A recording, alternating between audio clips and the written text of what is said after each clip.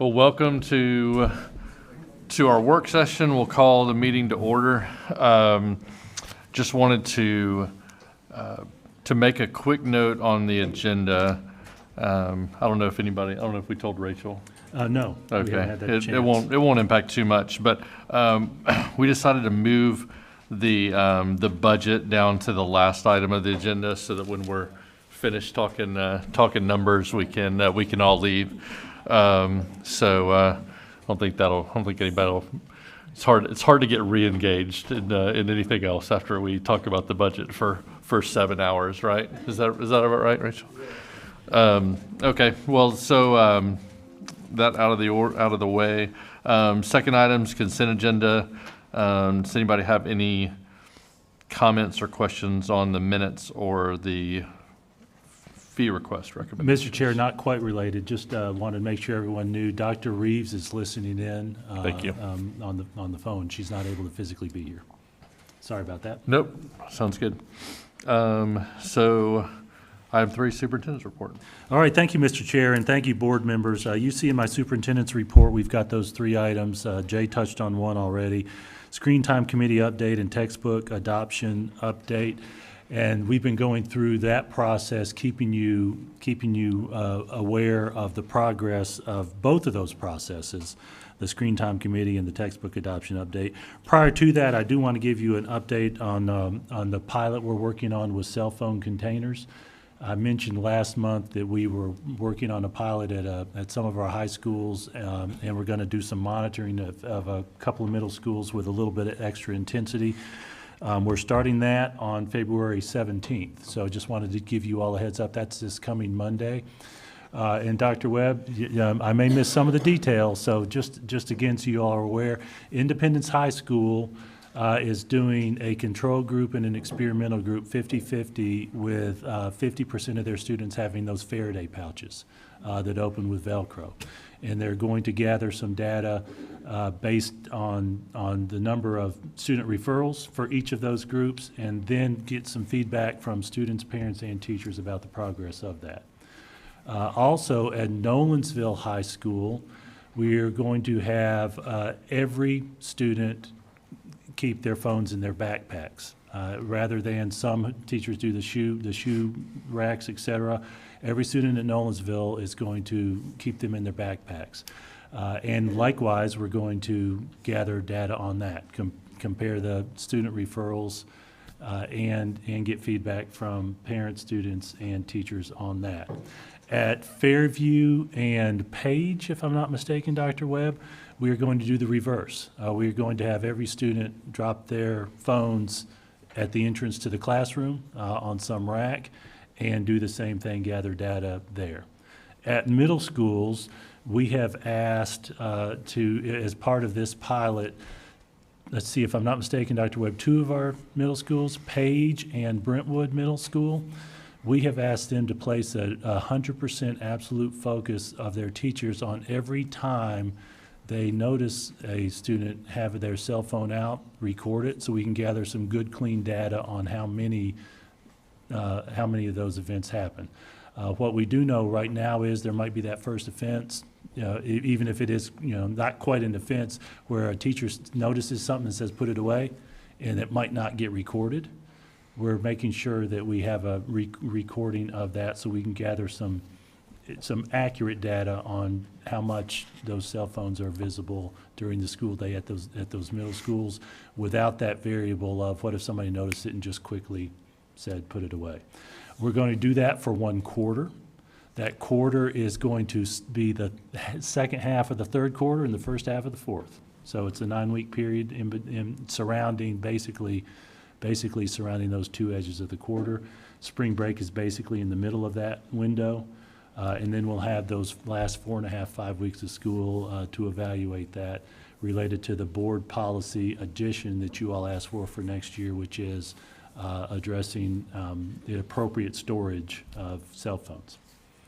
That may, again, you may hear some things. I know I've already heard a couple of comments from folks saying, "Oh, I heard we're gonna, discipline's changing on that."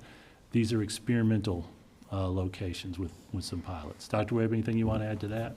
Thank you, Mr. Golden. The only thing that I would add is that that same documentation of every occurrence is taking place in every one of the pilot schools. So one of the things that we've talked about is that a teacher may warn a student, put that away, Lee, class is going on, and not actually make an office referral, but correct the student and move on with class. We're asking for every instance that a classroom teacher or an administrator sees a student with their phone in the classroom, in the hallway, in the bathroom, wherever they happen to be, to record it every single time. So we're recording that on a form that teachers can have with them on their laptops. They can have it on their phones. That's easy to access when they're walking between classes. And the intention, as Mr. Golden said, isn't to discipline every single one of those. It's to ensure that we're documenting and we truly know how many occurrences are happening, especially with the 3 methods of where phones are secured: in the backpack, in the Faraday, or in the shoe pouch in front of the room. So at the end, as Mr. Golden said, we'll have all that data to disaggregate and present to you. Ms. Maffei, Dr. Maffei, who you guys have heard has helped us with the research before. She's going to help us and disaggregate the data and present to you. And then we're also going to send the qualitative feedback form to parents, students, and teachers so that we can have that aspect of just how it went and their general feeling about student engagement in class as well, that we can share with you at the end. All right. Yes, ma'am. So when you talked about having cell phones in backpacks, are they off? Are they silenced? What direction are we giving the kids? Thank you for that. The intention is that they're off and not accessed except during lunch, which is under the high school policy. So they shouldn't be making any. That's right. If they make buzzes noise, or- if they make noise, that will be one of the reports. Okay, thanks. All right, with that, Mr. Chair, Dr. Allen, if your team would, give us a little bit of update on the Screen Time Committee, and just a little bit FYI related to that. Well, I will leave it to you all. So, Andy? Thank you, Mr. Golden. Good evening, board members. As we've been doing, we are bringing you an update on the work of our WCS Screen Time and Technology Use Committee. I'm going to begin again by bragging on the incredible people that show up at 4 o'clock in the afternoon and stay even past 6 o'clock to have these conversations that are really robust and actually require a lot of attention and focus, which is really difficult to do after driving traffic and getting there. And they do it. They're engaged in the work and they're committed. So I want to start off always by thanking them for the commitment to the work. Last month, I reported to you that the work of the committee in January was to begin drafting what we are calling a WCS guidance document, technology use guidance document. And so the work of that committee was really to review all of the research that we read, all of the information that we have learned, all that we've engaged in tons of learning. We've provided the committee lots of learning around topics and questions that they had.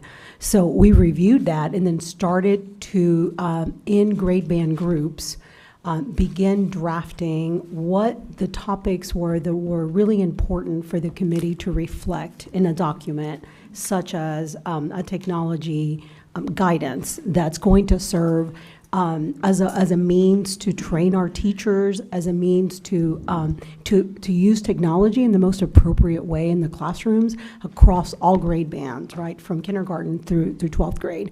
So it was really, really difficult work because there were so many topics we wanted to discuss, so many robust conversations around the room that were recorded.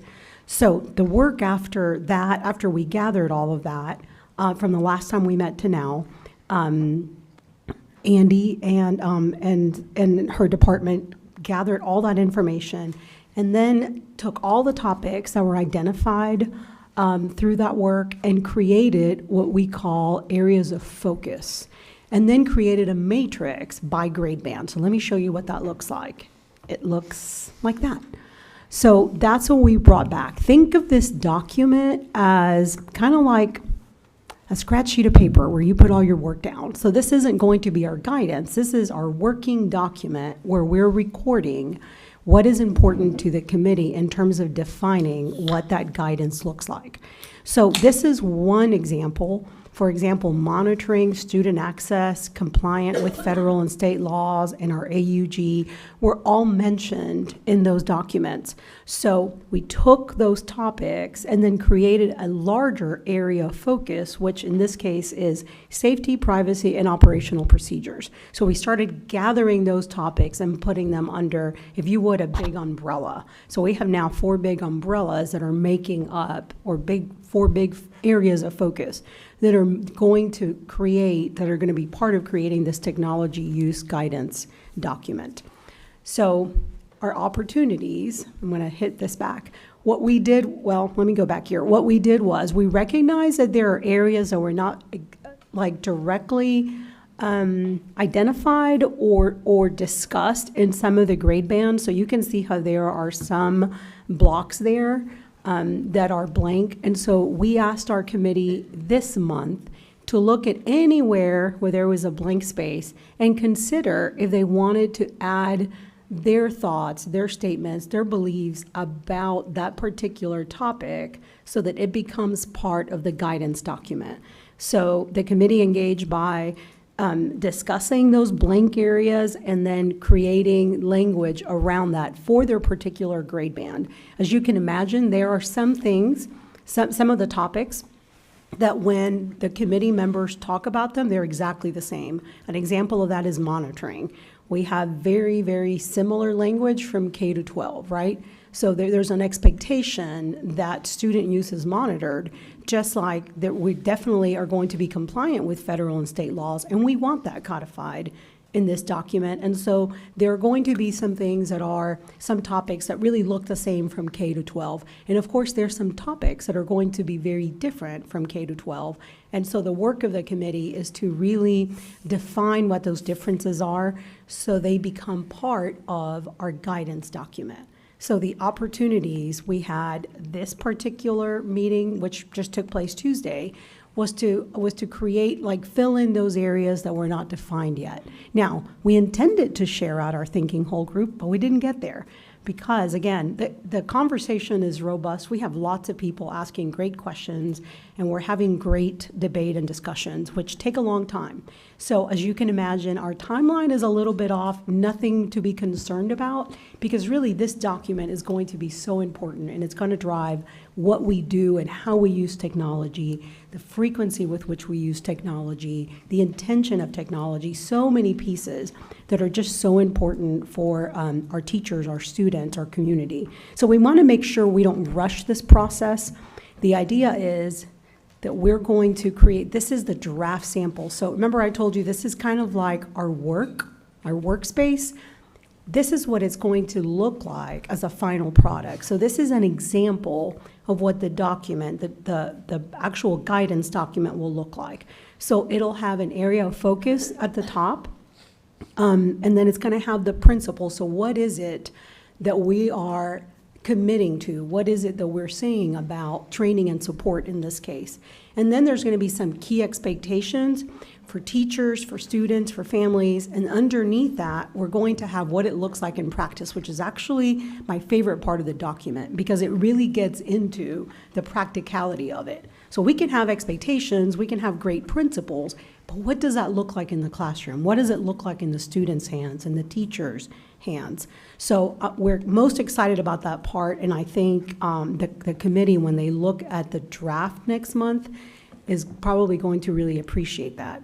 So I want to talk a little bit about also, like, this is one format, and it's going to be where the real meat of the guidance is. We also want to create some variations in formatting. So we want to create some graphics around it, maybe even some videos, some podcasts to share with our community so that we're looking at it in different ways. Because this document here is going to be really heavy reading to digest. So we also want to have some samples that are easy to put in front of different stakeholders to really evaluate and reflect on. So we do plan to have different formats. Of course, this format being the most important because it's where we codify our guidance in writing. The work for March 17th, so for next month, is going to be to bring forth a draft. And it says final draft on there because that was our original timeline. It's not going to be the final draft, but it's going to be a draft, including all the information that was provided to us in the meeting this month on Tuesday. So we will provide a draft, and then we'll have more robust conversations on what is missing. What do you think about this? Give us feedback on the format. Is there anything that was left off? Is there anything that has changed? Because now you're seeing the work across all grade bands. Is there something that's coming up that your group didn't think of? So we have time for more feedback, and then hopefully bring back the final draft in April, have more discussions on that, and then begin the work of family resources. So we definitely plan to go into May because we're a solid month behind on the timeline due to the work of the guidance document, the creation of that guidance document. Yep, I think that's the last slide. So I want to thank Tanya Hitma and Melissa Wyatt. They're on the committee, and I also just wanted to give them an opportunity if they wanted to add anything related to the work of this month's committee work. Yeah, I'd like to take a few moments just to say something. I didn't speak last month, so I thought it would be a good way to catch up. Again, I want to thank the subcommittee for all the work that you've done. They've been working on this since before May of last year, and there's been a lot of good information that they've been sharing about how technology, how we use it in our district, and the safety procedures, as well as how we select apps and the vetting process for that kind of thing. So the first thing I just want to share with the board is what I'm hearing from the community and from parents of preschoolers and elementary school, those parents, that they are not really interested in technology in K through 5th grade. And it's a very strong feeling for at least the ones that have shared that with me. And then when it comes to the 6th through 8th graders, their biggest concern that I've heard from some of those parents are safety and security of the devices. They also they don't like the smaller screens that are from the Chromebooks, and then the scrolling up and down to read passages. So I think they're referencing that they would rather continue to see more things like reading materials on from the books, from curriculum books and literature and things like that. In our group for the 6th through 8th graders, we were talking and discussing apps, and I hope the school board isn't totally aware of this, because I've learned a lot about when we select apps. And Andy, she spent a great deal of time sharing with the larger group about the vetting process for apps and the whole procedure and how that all works. And so that was very interesting information and very important. But there's two different kinds of apps that are basically provided. And if you have a student who needs assistance because they think differently, right? And so they're not able to grasp concepts in the way maybe the majority of students. So they need an IEP. And so when they are using an app, it has to meet certain efficacy requirements. And an efficacy means that there's proven results that the student's learning continues, or the skills, and there's continued growth through that. As is needed in all IEP evaluations. But then the other apps that we use, even though we go through this process this vetting process that Andy had shared with the group, if the apps are coming from curriculum that we've purchased, or if it's coming just through apps that teachers have requested, they don't have that and correct me if I'm mistaken here, they don't have that same requirement that they prove efficacy. And so in our group, one of the scenarios was, one of the principals was sharing how our prior superintendent, Mooney, was reviewing a math app, and he realized that, this math app is not is not performing for our students, so let's get rid of it.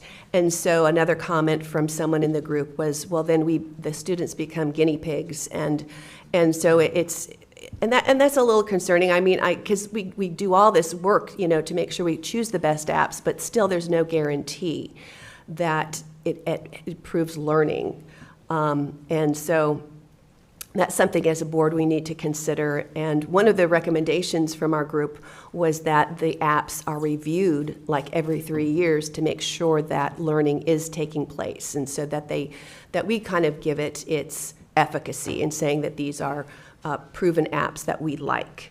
And then the other part is a teacher was mentioning how this natural progression from like heavy use of technology in our district and how it's moving more, I think, to a balanced approach.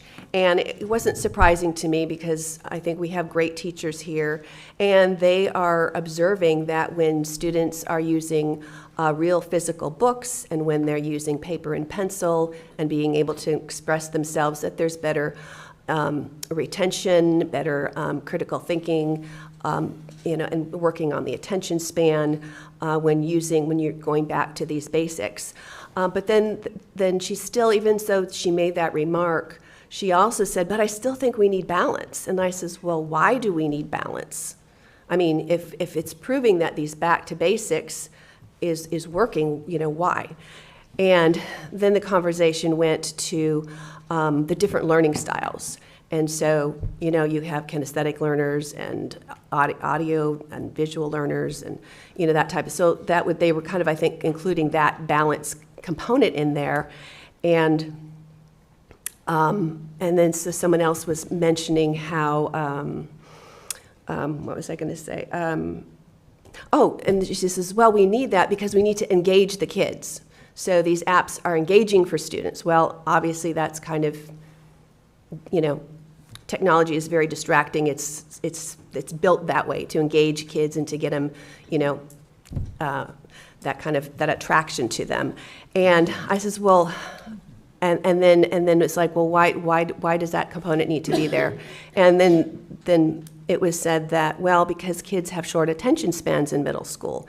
And I paused, and to myself, I'm thinking, well, this is my observation of this, is that the use of technology, so what they want to do is take technology to fix something that is caused as a result of technology and overuse of technology in a school system, or especially like using it overly at home.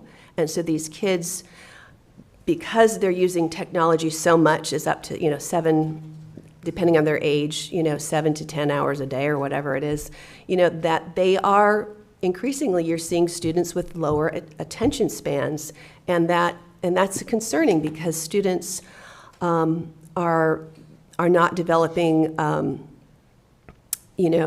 critical. They're getting, they don't have the capacity to sit still, to think critically, to think deeply, write things out because of these apps. So we need to be very, very intentional about how we're going to be using technology moving forward. And so that's kind of what I wanted to share about our little powwow that we had. So thank you.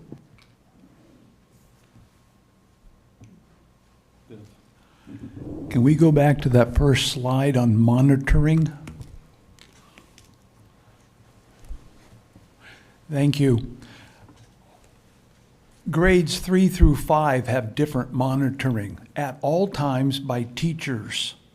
Okay, is that because of the mandatory testing in grades 3, 4, the reading and the math? I can speak to that if that's helpful. Oh, go ahead. Right now, so this is, we're in discussions by grade band. So this is just, Andy, please jump in. This is just what is coming out of each group. And so then next month, all the groups will share. So this is a draft. You're welcome. So, there is not a difference in monitoring, but it's just that the grades are thinking about it differently right now, the grade bands. And Ms. White, to that point, that K2 example that Dr. Driggers mentioned, that is an expectation that the K2 group identified as something important. Right. Yes. So it will be consistent, so. Okay. Anybody else have any questions? Okay. All right. With that, thank you all. Textbook adoption update. Jen Sauer is going to present. And just as an aside, I mentioned Andy, and that was actually Jenny Lopez who spoke, just in case anybody missed that. As Ms. Sauer's getting ready, one thing that I think's been really good about this process is, as small as this adoption process is from a numbers perspective, it is giving many of us, and I know many of you have come and looked at some of those meetings, observed. It's giving you a firm grasp of the detail of the process. So especially so that when the next process comes, the much more involved process with social studies textbooks, you will already have that basic understanding of what we go through. So, Jen? All right, thank you, Mr. Golden. So I want to kind of talk you all through, here's what we've done in the textbook adoption process since the last time we were together, and then what are the pieces that are upcoming. So if you remember, our last work session was actually January 15th. So we talked about this was coming up the very next day. So on January 16th, this is the meeting where we pulled all of the textbook committee representatives, both teachers, parents, and community members, for a full day here at the PD Center to meet with the textbook publishers who had materials up for adoption. So we had all of the teachers come out of the building for the day. We had the vast majority of our parents and community members who gave up the entire day to spend with us on the textbook committee. Some people, naturally, because of other obligations, were in and out just a little bit, but we really had very high engagement on that day in meeting with those publishers. That's really the opportunity for the committee to dig in deeply to the people who are most knowledgeable about that resource.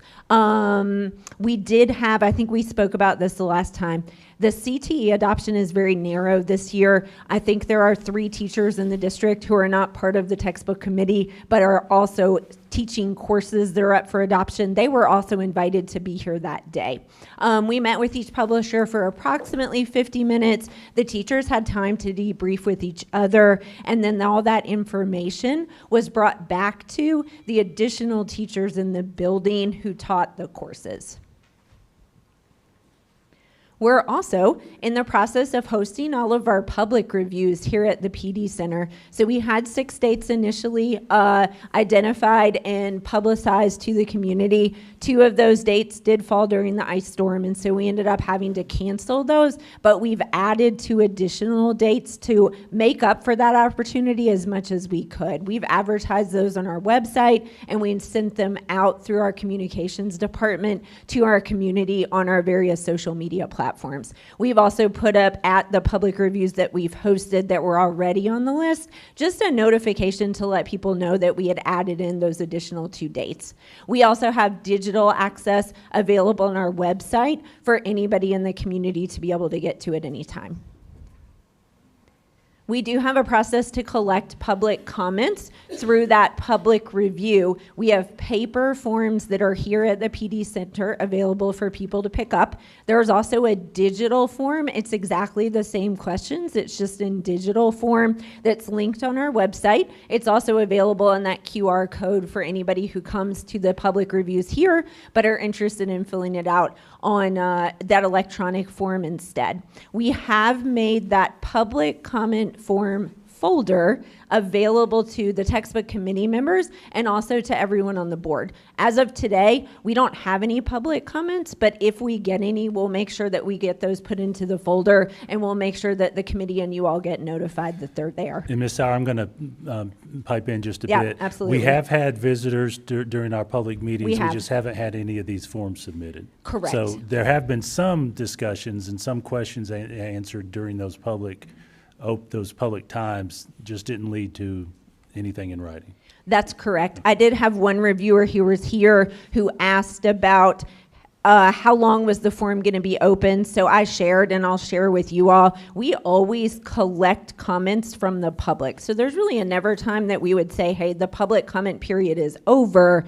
Instead, what I shared with her is, here are some dates that you might want to have in mind if you're thinking about who do I want those comments to be able to get ahead of. If you wanted to get ahead of the textbook committee meeting, here's our next meeting date. If you want it to be ahead of the board meeting, here's when the next board meeting is going to be. So that's kind of the way we shared that. Is there a cutoff? There's not, but I also think it's important for people to know, like, hey, depending on which audience you're hoping to be able to get in front of, here are the dates to keep in mind. All right, so the next thing that teachers are doing. So teachers are encouraged to review materials in print at their site-based reviews. So remember, we've sent out paper copies to our various campuses. They're available in January and February. Teachers also have digital access that is available to anybody at all times. And then tomorrow is actually our district-wide PD day. Our health and PE and lifetime wellness teachers, there's probably about 80 of them total. They'll also be spending that day tomorrow reviewing materials, and the publishers will be here to answer questions for them as well.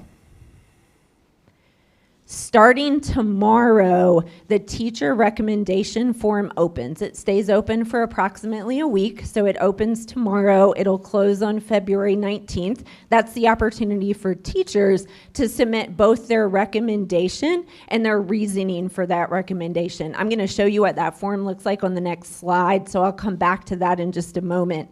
Once we gather all that information from the teachers, we'll consolidate it. We provide to the committee members. Teachers receive the consolidated information from teachers of their building, as well as the full district information. And then parents and community members on the committee represent the entire community, so they don't get school-based data, they get that full district-wide data. And then our textbook adoption committee is going to meet on February 24th. That's when they'll review all of that data and then make their final recommendation to you as the board. This is what that electronic form that the teachers are going to fill out looks like. It's really short. So the first one is just, which school do you represent? It is capturing teachers by name. So when they click on it, it's going to capture their email address automatically. It's going to ask which selection. So this is the, looks like this is the high school form. So these are the 4 options that are available for the high school lifetime wellness course. So they're just going to click which one. And then you'll see that final question, which is addressing the change to the board policy that was put into place this year. We'd like a way to capture from teachers what was the instructional focus of the material that you're selecting and recommending that led you to, this is the material that I'm recommending over all of the ones that I reviewed. So we've put just some kind of questions. This could include criteria like alignment to state standards, content that is accurate, current, and free of bias, incorporation of robust, student-focused, research-based instructional strategies, teacher support materials like teacher guides for pacing and instruction, and opportunities for differentiation and support. All of that is going to be consolidated. That'll be provided to the textbook committee. And then that's also going to be provided to you as the board. So what will happen is that textbook committee is going to meet on February 24th. Once they meet, they cast their selection. I'm going to consolidate all of that information, and I'm going to send it to you all basically as soon as I can get it ready. We know that spring break is coming up in there, and so we want you to have the chance to look at that before the work session. So the work session is March 19th. I'll have that to you before spring break. I don't want to commit to a day and then have something happen, but I'm going to get it together as soon as I can. But definitely before spring break, you'll have time to review that before that board work session, which is March 19th, and then the vote that happens on March 23rd. Okay, questions? Oh, if I may add one piece related to that. You mentioned that all but 3 of the teachers For CTE. for CTE are on the committee. Yes. And those other 3 teachers were invited. Yes. If I'm not mistaken, between health and CTE, we probably have 75 to 80 total teachers. It's probably about that. In that range. We probably have 800 or more social studies teachers. Correct. So that piece that you all experienced, seeing that many, teachers involved, where it's almost everybody, it's a practical impossibility for those dialogues to happen. So that committee is going to be just a bit more important at the social studies level because there's so many social studies teachers. Sorry. Oh, you're fine. So when you send that information to us on their decision? Yes. Would you include what they have now? Yes, I can do So that. we- Yeah, so Mhm. we can know if it's a change or if they want the same.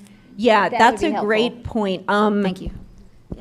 I'm hesitating to say 100%. I know for all of the middle school and all of the high school, health, PE, lifetime wellness, every resource up for adoption is brand new. So for all of them, it's going to be a new resource no matter what. I think one or two of the CTE courses does have something up for adoption that they're using now. I'll make sure that I include all of that information for you. So I have a quick question, because you Sure. mentioned about social studies, because we know that one's going to be huge. And at the last meeting, I shared how I had met with the Dr. Cash from Bradley County, and they actually don't adopt till June. What might we need to do if we wanted to delay that adoption to give some more time instead of it's really only about 6-week turnaround by the time, because, we don't get them till right before the recommendation, the final, till right before Thanksgiving, then you can't do anything in December, and then, so I was just wondering if, would we need to do something as a group, or Yeah. how's that handled? Thank you for that. It would take a motion of some sort. We do intend to bring to you the recommendations from the teachers. If you all came to the conclusion that it was needed, it would, in essence, be a motion to defer or something along those lines would achieve that. At this stage, we'll have another discussion as a team once the teachers have gone through their process and have a discussion about the value in that for us. I will tell you, at this stage, looking at it, we believe, based on our detailed discussions, that getting a selection in time to do the professional development before the school year started, et cetera, is more valuable than waiting. But we will have another discussion about that. Actually, to that point, this final slide that I have for you is what is all of the processes that we go through after that final selection is made. So if we do have the final recommendation in March, what will happen is there's a few what I would consider administrative tasks that we go through. So we do submit that this is our official adoption. We publish that on our WCS website. But I think the piece instructionally that starts to become important for eventual implementation with teachers in the classroom is that we order our instructional materials as soon as we can after the selection. So we usually try and get that done in April. And then we start creating training and implementation plans, which involves a lot of heavy communication with publishers to get those dates arranged on their calendars and on our calendars, publicizing those to teachers so that they know when it is that they need to be available for training.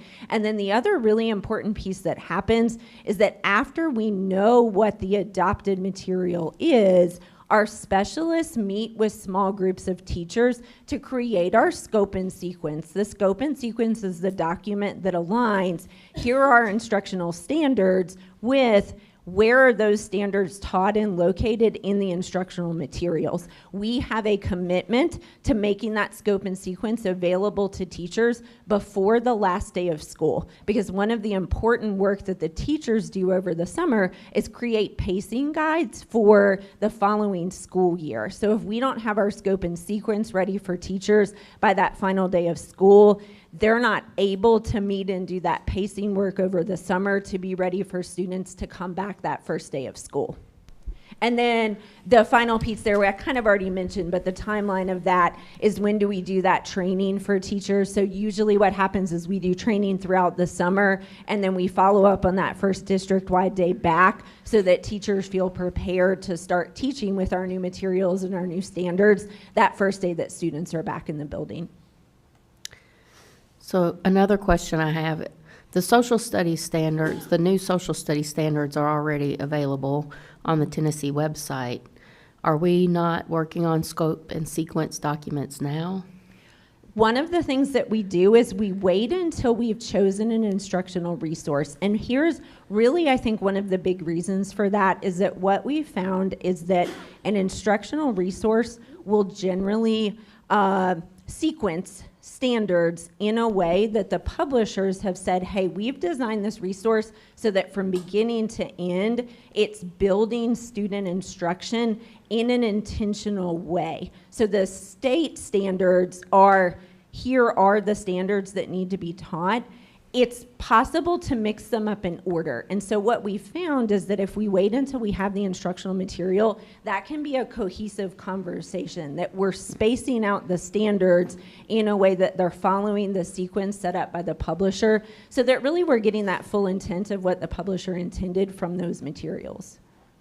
I guess I just have a philosophical disagreement with that, because I, as a teacher, would always have my curriculum mapped, and then I would bring in the textbook and the resources to where I want them. And I think that would be good legwork to do ahead of time, even for the teachers to know kind of like which book is best aligned to the scope and sequence. Like if we already had that document before they get the recommendations in November, that would be a guide to help select like a textbook, which textbook is more closely aligned to what the teachers think is a good progression for teaching the standards. Because, I mean, yeah, sometimes textbooks will flip concepts and it's like, why are you teaching that? Like the kids need this before they need that. And I wouldn't always follow the textbook. I mean, but that's just me.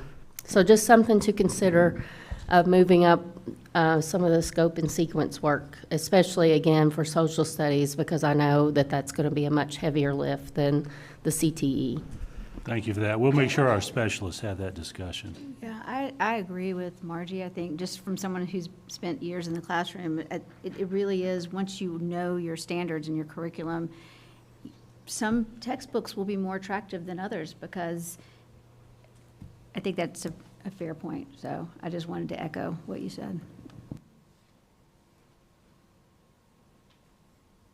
Okay, the final thing I have to share is just again a reminder, here are all of the committee meetings that we have. There's really only that one left. It's February 24th. We'll be right back here starting at 4:30. We'll likely wrap up within an hour, so that time frame is 4:30 to 6, but I would say likely we'll be done within an hour. I just wanted to make sure that you knew that if you were intending to be able to come for all or part of that. Okay, thank you. All right, thank you, Jen. And Mr. Chair, absent the draft budget, I have one more item. I wanted to make sure I officially welcome Corey Mason as our Director of Communications. Executive. You all know him, but he's deep into his first official month, and I know you all got those weather notices as well during the ice storm. So that worked out perfect. Carol closed it out that weekend, and Corey came right behind her 2 days later. So, Corey, welcome.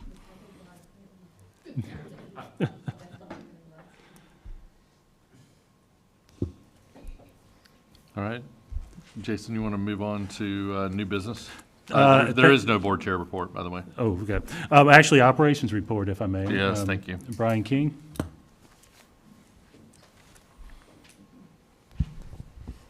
Thank you, Mr. Chair.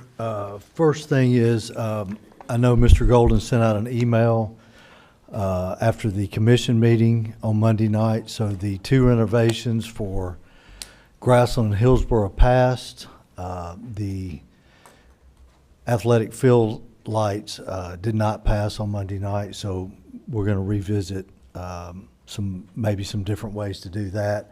But based on that passing, for the Grassland and Hillsborough, the bids opened on February 6th. And we'll begin construction. Eric from the money last year has already done a lot of the design work and engineering, so we'll start this summer. It's a 3-year project for both schools to completely finish, and that'll start this summer. And Brian, you mentioned the summer. I just want to emphasize that those two schools will be under some substantial construction, replacing flooring, replacing ceiling, replacing ceiling tiles, door hardware. They're going to be doing a lot in those buildings these next 2 or 3 summers. Yes, sir, 3, yes, Three. sir. And then this is just information.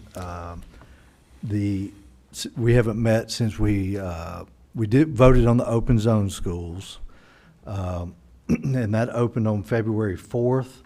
And since then, we already have 973 applications. This includes open zone, employees, siblings, and continuing in feeder pattern. And our zoning staff, they have to go through every one of those individually to make sure they meet our board policy before we move forward. And I believe the closing date is April 15th. And Brian, I'm giving an estimate. This isn't Yes. quite exactly right, but this year we have somewhere around 2,500 total students who are attending a school open zone. Yes, sir. So we usually see a flurry at the beginning of this window and a flurry at the end, Yes, with sir. some trickling in between. Yes, sir. And that's my report, unless you have any questions. Last time we did open zoning, how many families were denied? Do we know that?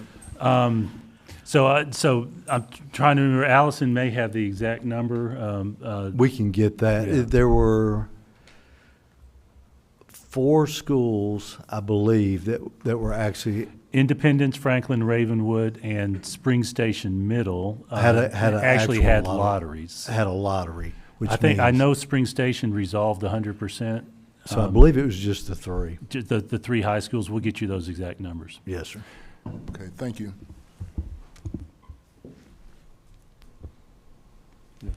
Oh, that's my operations report. New business. Approval of family tuition rate for 26-27.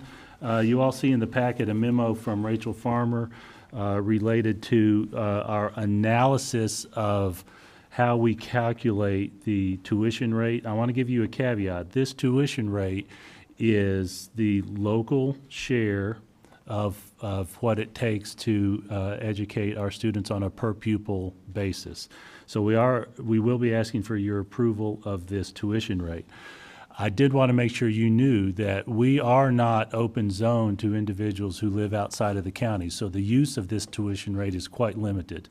It includes the board policy, which allows students who are finishing a school year but have moved to finish the school year. For example, somebody moves in the first semester, they are, under board policy, allowed to finish that school year. They would pay the second semester's tuition. Likewise, somebody who's moving into the district, if there's a non-contingent contract showing that they will be moving into the district during a particular school year, they will pay that tuition up front. And then if they move in during that time, they are actually reimbursed for that tuition based on their actually living in the county. Those are the 2 basic uses of this tuition rate. So it's not really a revenue source for us to speak of. It's just a very limited use.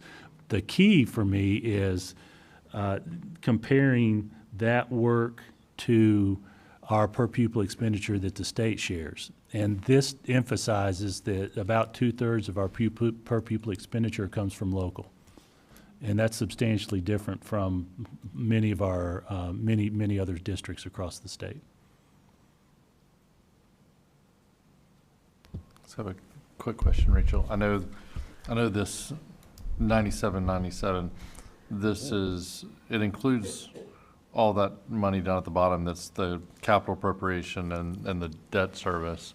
But if you added in the state portion, I guess I'm just trying to figure, I'm used to the roughly $13,000 per student. Like what would that total be? I don't have an exact number, but it's going to be, I would guess, about 12,800, somewhere in there. But that would be, because with all this debt service and capital is like $2,000 a student,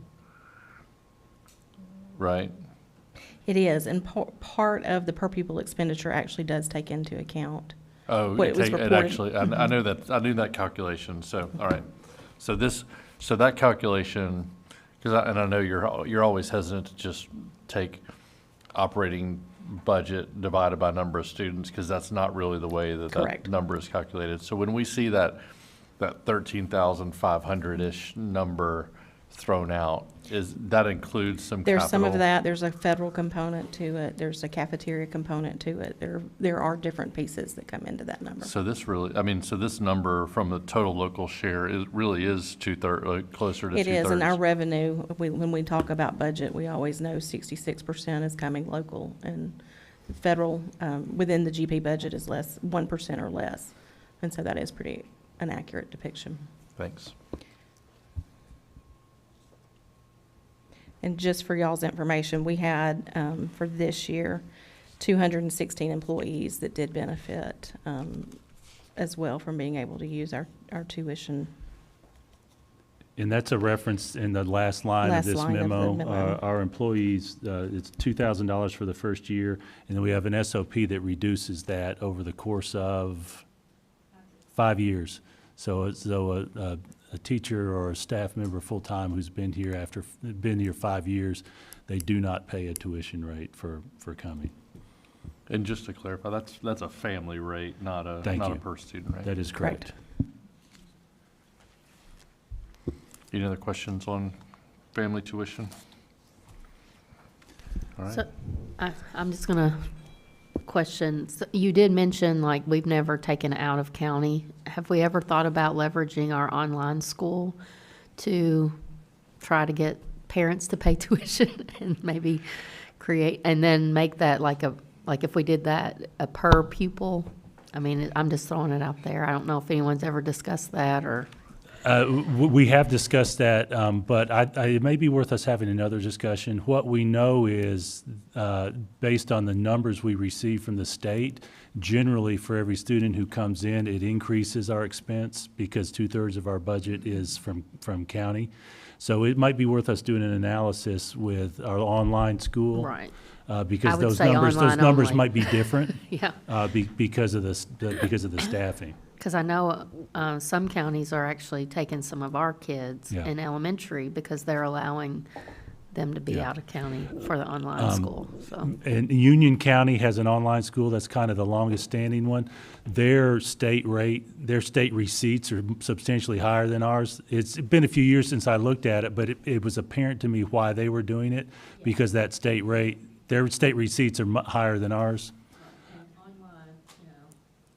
Online school, once you get it going, I mean, it could be a revenue generating tool for our district, maybe something to investigate. If we look at because that our in isolation, expenses- that might be worth looking at. The state does have some numbers where they break it out school by school, and it might be worth comparing that. But we're not able to charge people to come out of county, right? Like, Our board policy does not allow it. no, but the- I'm just asking if I mean, we've never taken out of county students before. That's so correct. If we did take out out of county students, would we be able to charge them a tuition? Yes, the state law does allow it. There are some counties that do that. What's that? No, right, no, agree. No, I just didn't know the law on offering those out of county students. Microphone. And to be fair, we couldn't make a profit.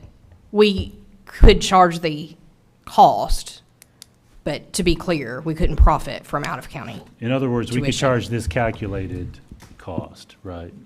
Right. Yeah, well, I mean, the state would, I mean, we'd get our $3 a student that we get from the state, and then we could charge the difference, right? And then, yeah. That would be right.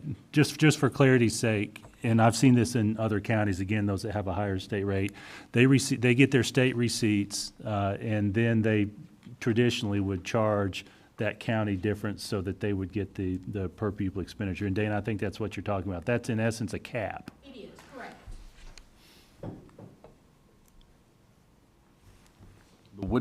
Wouldn't this, well, this is a family rate, we'd have to do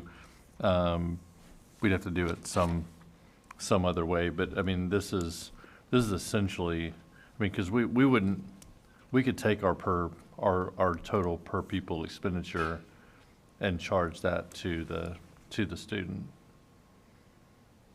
minus what the state gives us essentially. Yes, yes. So, but we do, but that's kind of the way we're doing it here, but this is, we're doing it per student, but we're saying if you have 5 kids, then you're only paying this family rate. All right, thank you, Mr. Chair. Next item, approval of school fees for 26-27. You have in your packet a memo from Dr. Oyer with a recommended elementary fee, and then a memo from ECC and Dr. Webb with recommendations for extracurricular only secondary fees.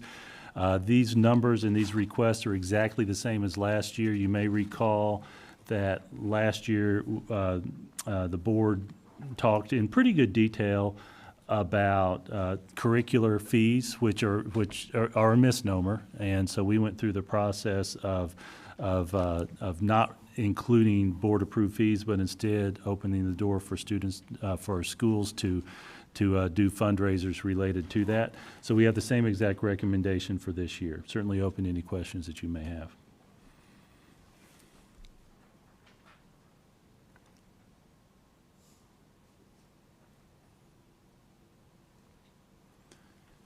All right, Mr. Chair, we are back to the superintendent's report and our last item on the agenda, which is the budget.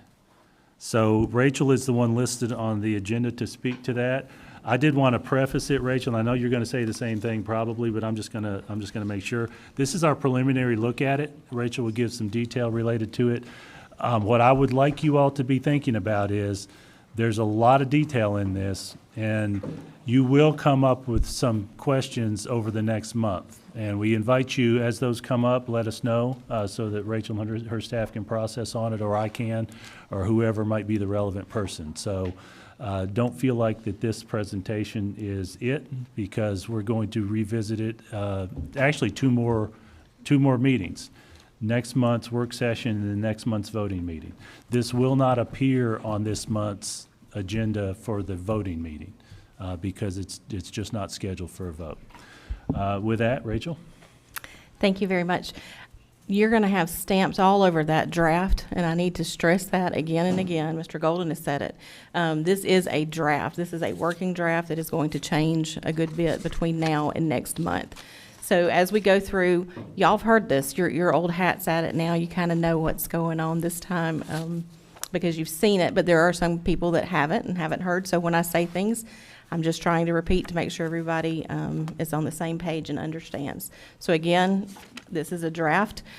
We, on February 2nd, met with the Budget Committee for the Commission, and the mayor gave his recommendations for budget guidelines. And included in that was a 4% raise. And at the time, Mr. Golden did make it clear that we do not have adequate funding within our current resources to cover that. Traditionally, we have been we work with the county and agree upon whatever those raises may be for both their employees and ours. And so I think we've made it clear, but we're going to say that, you're going to hear that again and again, is that we know going into this that we do not have that revenue available to cover that raise, and we'll get to the costs and things as we go. I do also want to tell you, I sat through a presentation this week where somebody read every slide to me. It's hard when somebody reads slides to you, and we're not going to do that. I need y'all to talk. Ask me questions. Just jump in as we go. The main thing, there's not a whole lot of change, substantive change from last year, other than we've added the IC. That is our one new initiative, the Innovation Center. And so there will be additional costs in the budget related to everything from personnel to utilities related to that particular building. That is the big new item, and then raises and the roles, which again, I'm going to get to that. So in your board packet, first time y'all are seeing this budget packet for tonight, you haven't seen it before, so you're going into it totally cold, and understand that. We're going to hit each one of those main sections just a little bit in each one because, again, fluid document. First off, on enrollment, our current, and when I say current, this was last week's enrollment, K-12 is 40,597 students.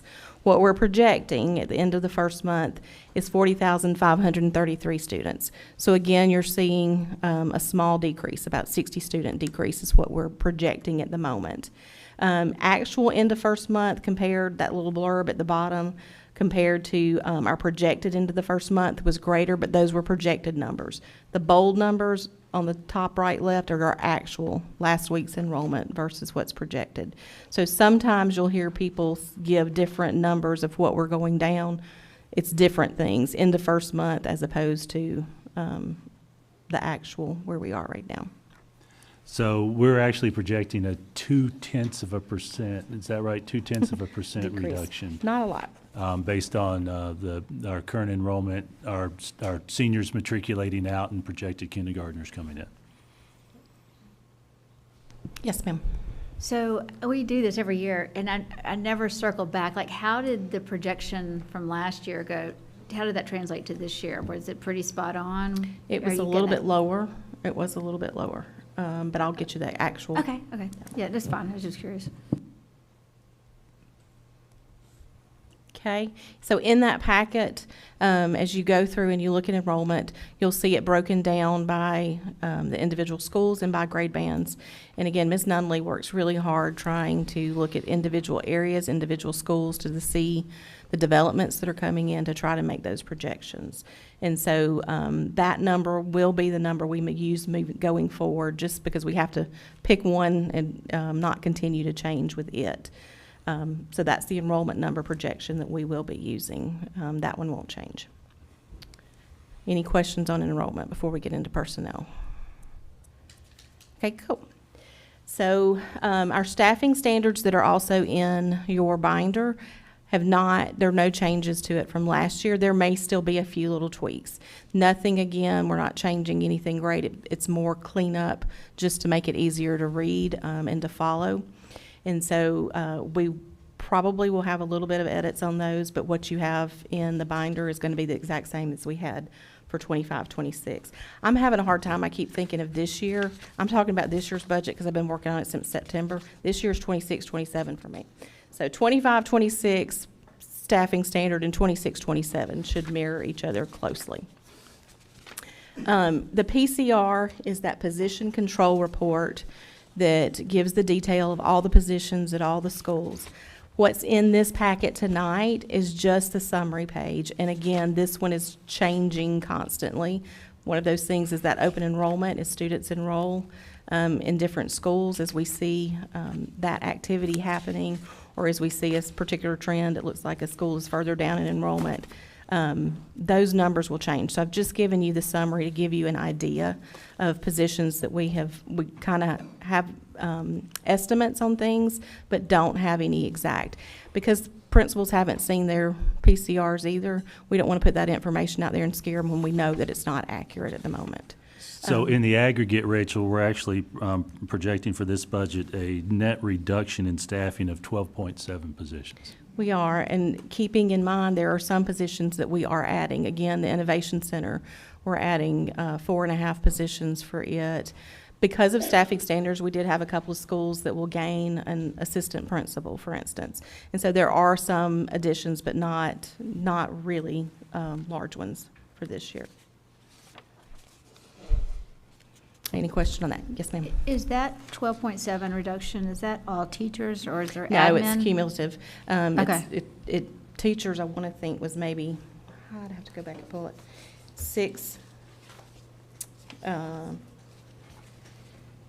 26 is what was on the PCR. But again, that's going to change. I expect that number to go down, not a further reduction, but maybe add back to once we have enrollment established. Okay, thanks. But if you go through, again, when you're looking at that position control report, it'll give you by major category, and then lists out each position. You see what we currently have and what we're expected to have, and you can see which pockets are going up and down. And we did have some needs. We needed bus attendants, for example. There is a demand for it, so we do have 2 added on the PCR for that. Any PCR, our position control report. I love talking in acronyms. Starts on page 10, 11, and 12. When you get your full budget document, it'll have all the detail behind it of where these numbers come from. But I just, like I said, didn't want to give you all that information when it's not accurate. and didn't want to scare any of our sweet principals and think that they maybe are up and down and weren't aware. We're working. Okay. Okay, so we're not going to talk a whole lot about revenue. Y'all heard this last year. We don't know a whole lot at this point. Most of my information on revenue is going to come in end of February, March, and April. And so all I've done is used basic projections that we've used before. Sales tax, we're looking at a 3% increase. Property tax, a 1% increase, which gives us a little bit in revenue.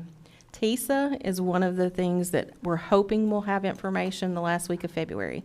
Last year, we knew what the base, was talk of what the base was going to be, and when I say base, the number of the dollar sign associated with each student, that does get reduced down, but we don't have that number. I've requested it, and I don't have it yet. So I'm hoping in the end of February we'll have an idea on it, and then we can talk about TISA. We can talk all about TISA all you want to, but right now it would just be, it's basically I used the exact same formula, kept everything the same except for our actual enrollment. And it went down just a little bit, but that may go up as well. So Rachel, to put a little bit of detail on TISA, if I'm not mistaken, in the current year's budget compared to the previous year's budget, the state budget included a 3% increase in the base. Is that right? It went from 7,000 to 7,295. 7,295. And we don't get that amount. We get a fraction of that amount. Using last year's number, or for this year's, using last year's formulas, and on the 7,295, if you just took total money we would receive if everything was the same and divided it by our students, we get about $4,400. So last year, there was a cost of living increase of 3% placed to TISA. We don't know that information yet, so you have not included it on the revenue side. We know that the governor's budget that he put out and stated was that there was additional funding for TISA that would be in the budget, but we don't actually have the allocations to which group. There's difference. You have the base, the weights, the outcomes, all the things. So that was one that we'll have to wait and see what's coming.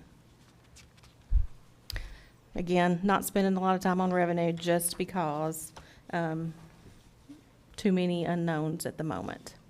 So when we look at expenses and you're going through your packet, there are different columns. You've got your original budgeted expense, and I guess I could get you on the same page with me. If you start, page 15 is where the revenues start, but then 16 is where your actual expenses for GP starts. We'll have actual from last year, and last year, when we're referring to it in this budget, is 24-25. Current year is 25-26, the year we're in. 26-27 is the budget we're working on. So our original 25-26 budget was $562 million. That's what the board and the commission approved. When you're looking at revised, that revised column, this is just a summary of how we got from 562 to 581. And as you see, a lot of it is grant money. We don't budget for grant money because it's never guaranteed. We don't budget for the revenue or the expenses. And so when you're looking, how did we get here? Those are the things that contributed. Grants, if we had carryover donations from the prior year. The state, just to remind y'all, did give the teachers a $2,000 one-time bonus. That's that $7 million there. We bought buses for $3 million.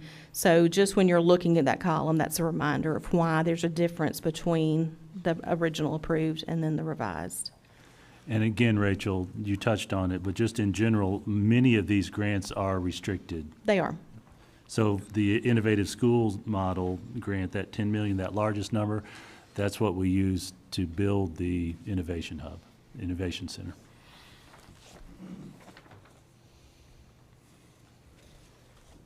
Okay. So I've already said it. Part of this is that the Innovation Center is coming with a cost. Operational, not personnel, but operational, is right around $706,000. Again, we're estimating. We don't know exactly until that building is up and running what utilities are going to be, what the average utilities are going to be, or we don't know exactly what janitorial is going to cost. And so we've done some estimates, and so that is related to supplies and materials and those types of things is about $706,000. On top of that, and it was in your memo, about $600,000 of new salaries related to the IC. So total added cost in this year's budget is about $1.3 million for the Innovation Center. Textbook adoption for this coming year, compared to this current year, is about $7.5 million more.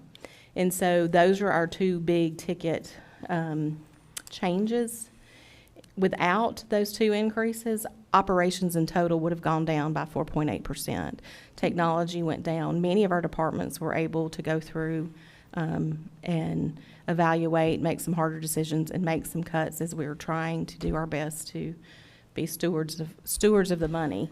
And so, again, those two items are going to be the main operational expenses difference. So when we budget for textbooks, we budget in the year before those textbooks are used. So in this year's budget, we budgeted for those CT and health textbooks. So we're planning on including in next year's budget social studies. Rachel mentioned in that slide 7.5 million above the previous year. So we actually estimate the social studies textbook purchases will be 9 million plus. Right. Correct. When? Oh, there's a question. Oh, I'm sorry. Oh, that's okay. I was just curious about the operation budget for the EIC. Do you think it'll be comparable to the innovation?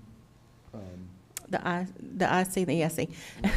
Part of the issue, I shouldn't say issue, one of the situations with the EIC building is it also is used, it's not a standalone, it's also used with Franklin High School. And so some of their utilities, well, the utilities are actually booked under Franklin.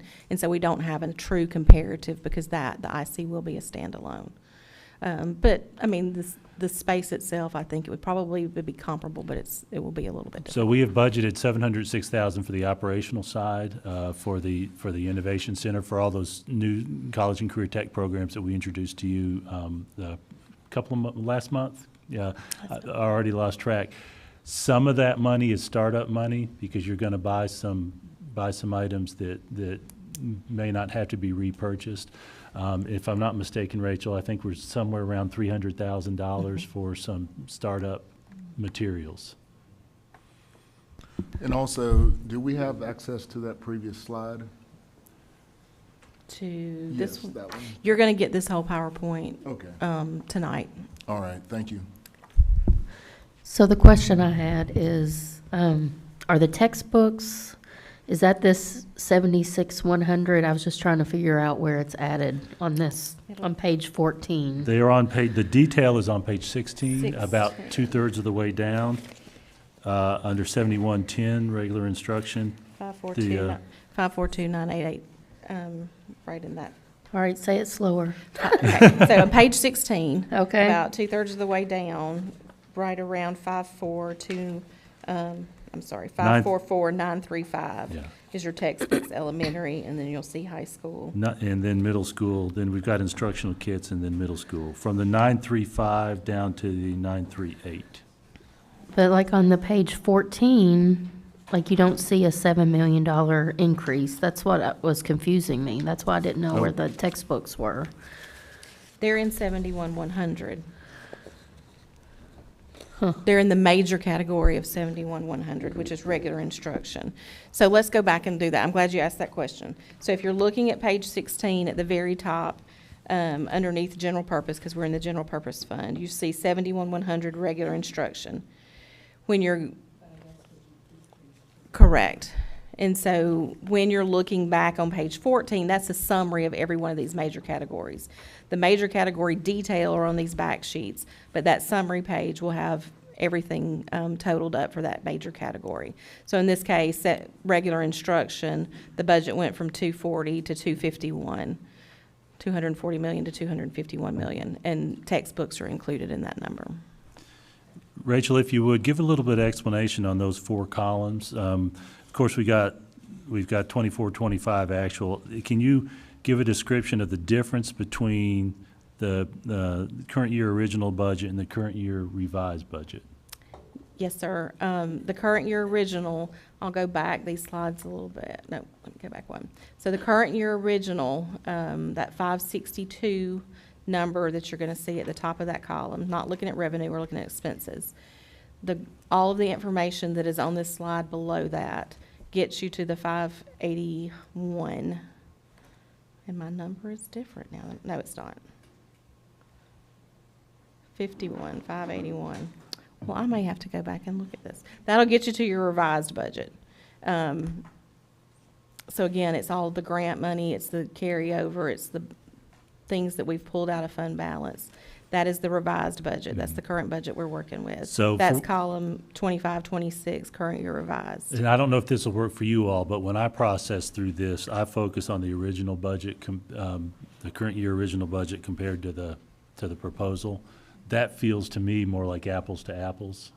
It is. Okay. And when you look at your expenditures, when you're looking, starting on page 15, that percentage change, the percentage change is from the 26-27 proposed and the 25-26 original. That's the difference between those two columns, because we are comparing what the original budget was versus what we're asking for this time. Because again, most of these items that you have that have adjusted it are going to be items that will come back and revise again that we just don't budget for because they're grants or they're donations. Rachel? Yes, sir. So when we're proposing that our census goes down by 391 students, I get that the only thing that really changes off the top is the state revenue for those students goes away. But then our cost after those students leave is really a function of the staffing standards. Correct. And how when the PCR is applied to that. So give us how it flows through using the PCR. How many fewer positions based on that would that ultimately be? Because it's not as simple as like It's not dividing that simple, right? because you're also looking, I mean, if you think about 300 students over 50 schools, that's 6 students in a school.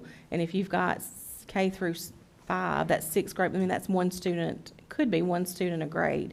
That's not going to change. That's not going to change your personnel. That's not going to change the amount of copy paper that you're allotted. That's not going to change those types of items.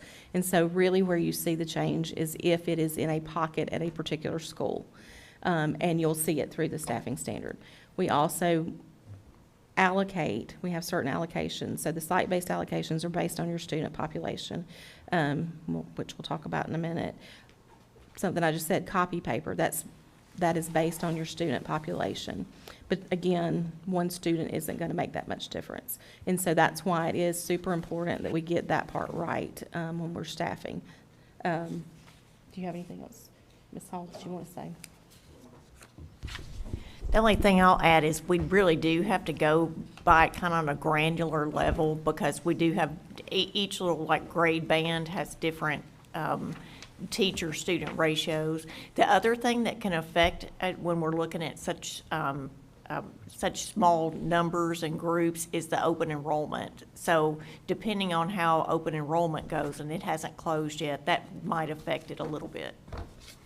Now, we will go back, and if we can see, if there's a way where we can see we can make a significant adjustment, whether that be we're grouping, even mileage, say for a teacher, they'll map it out and you try to get it as close to provide the services. We'll always try to find ways to be as most efficient. But again, a handful of students across a school is not going to make a significant impact. But from a budget standpoint, is it advantageous to like Donna said, when we're looking at our current year, this past year's student number was slightly lower than what we had projected. From a budget standpoint, is it better to shoot low? Because we'll ultimately, if we shoot low, and then we get we obviously won't, because you're not going to approve the position unless the students are there to get it anyway. Right, and that's, you know, exactly So I'm just right. I'm trying to figure out how to get the budget number. We use a combination of both, I would say, because there are some things where if we are bidding out, for instance, and you get a better deal based off of a certain number, we might go with a higher number, might. But again, there are times when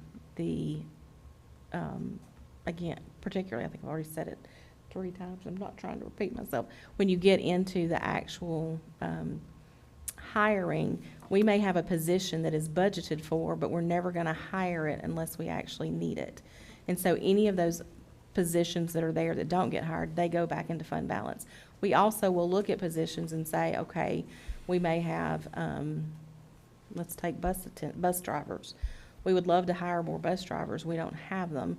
So have we reduced a budget to say, there's no point in tying this up in a budget. If we need them and we can actually hire them, we'll come back to you and say, everybody in here knows that's a need. We can come back and say, can we pay for this out of fund balance? And traditionally, you guys have always been able and willing to do that. And so it is a combination of both. You're going to send me on a rabbit trail related to bus drivers. Mr. Galbraith, you and I had this discussion. No matter how many bus drivers we have, we still must run all those routes. And so we're staffed better than we have been in prior years, but if we don't have enough subs, another driver runs those routes. So the reality is we consume the time either way. So even if we had some open positions in bus drivers, we still consume the funding because somebody's filling that route in.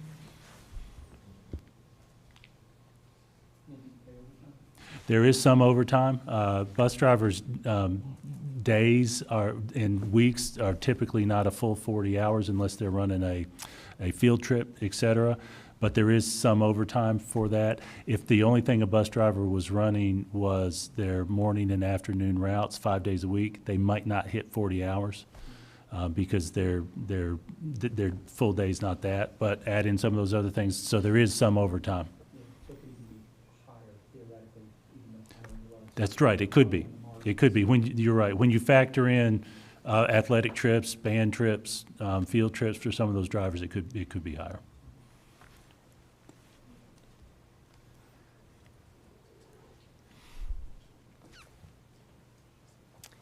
Okay, so the original budget for 25-26, the year we're in now, was the 562. So for proposing for 26-27, the changes in these two numbers can be attributed to an operational increase of $4.2 million. Again, textbooks are $7 million, $7.5 million, and we added the IC piece to it. So operationally, we did make cuts in other areas. The experience roll on the charts, that is when a teacher moves up from 1 year to 2 years of experience, from 3 to 4. Classified moves on the pay chart every 5 years.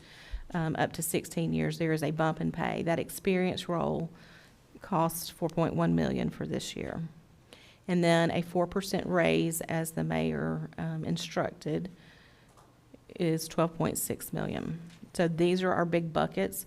We've made reductions in payroll to payroll lines totaling $4.2 million so far. And again, that may fluctuate, that may go back up, or it may go down, we'll see.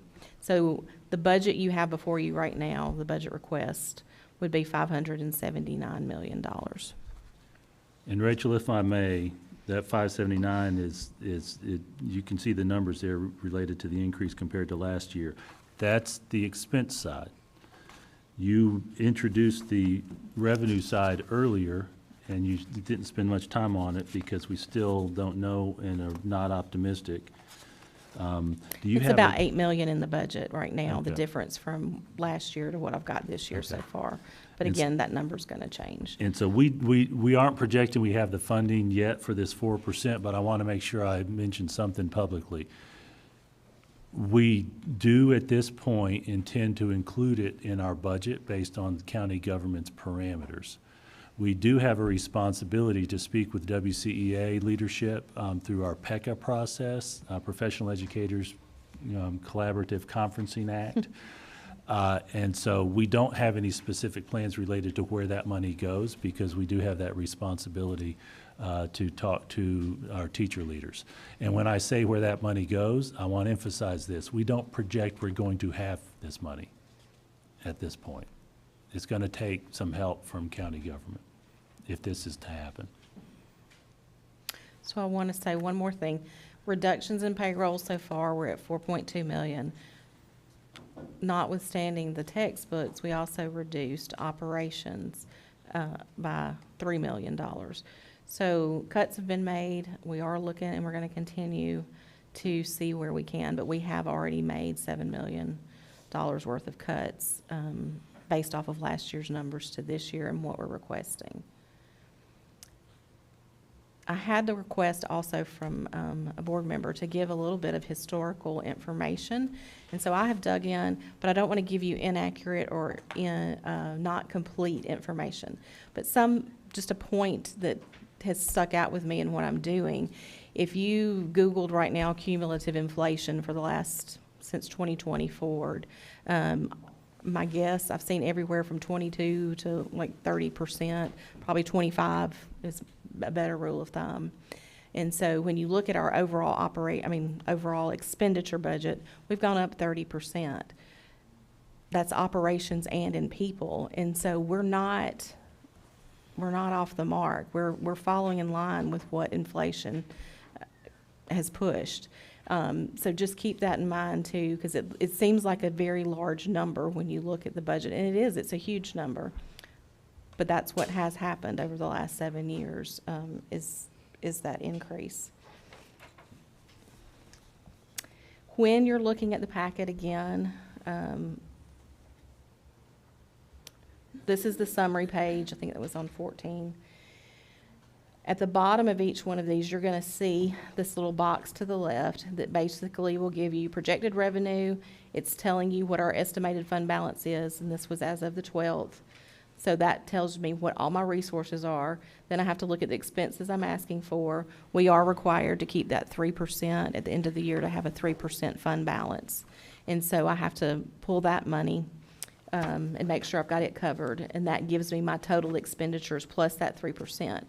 So if I brought it today, which I'm not bringing it today, it says drafted because it is a draft, our gap would be $39 million, which is a huge number, and everybody goes, okay, last year when we sat here, we were at 31 million.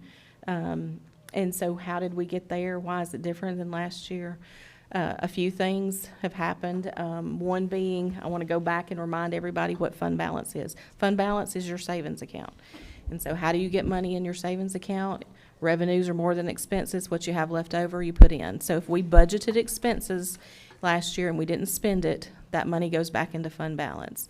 And we have done this for years. The county likes for us to use our fund balance. Why?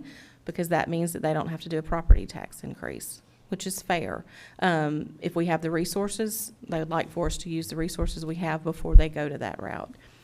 Last year with the budget, it was the first time. Before that, with property tax, we've always budgeted 92%, meaning this is what we project for property tax, but we're going to only budget 92% of that number. They normally collect 96, 98%, but we're going to say 92%. And by doing that, then I'm going to make more money than I budgeted, which gives me some savings to put back in fund balance. Last year, they said, go ahead and budget 94%.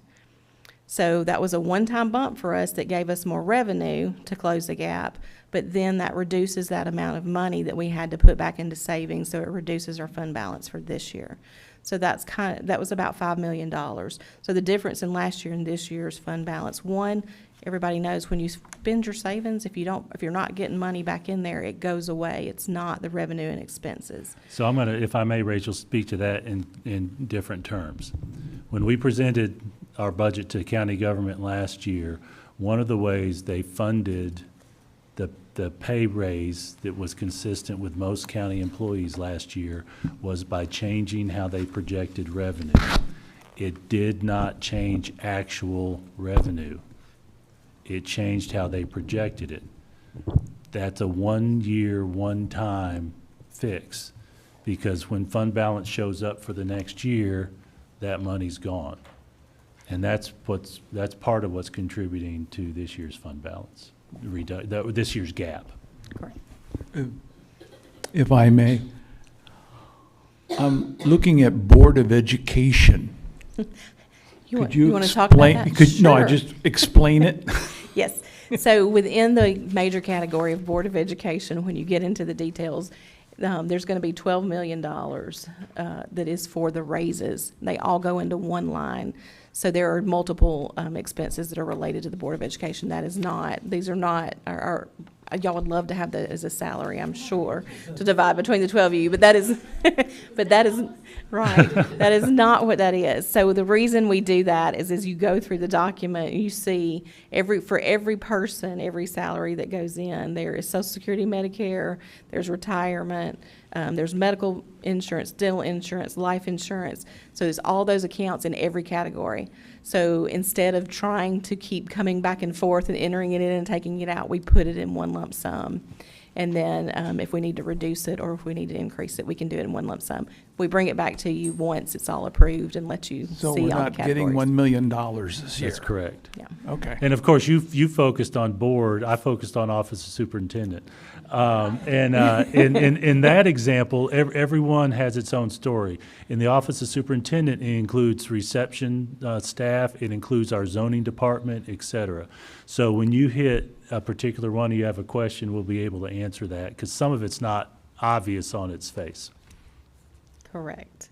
And so I tried to make little notes for me, things that stood out. I'm going to remind y'all again, you may go through here and you go 100% increase. Well, if it went from $100 to $200, I didn't give you a note out there as to why it went up $100. So there is some materiality involved with that. But if it was significant where I questioned what's going on here, you'll see a little note out beside there.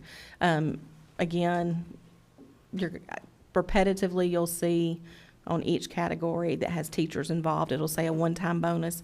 We are not budgeting a one-time bonus. That was for last year. So when you're looking, why is it different than what it is this year? It was because of that from the state. Or it'll say we don't budget grant funds, because you'll see it in the column, and then we don't have anything budgeted this year. It'll be in the revised budget, but not in the original. So it's little writing, folks, in what printed out.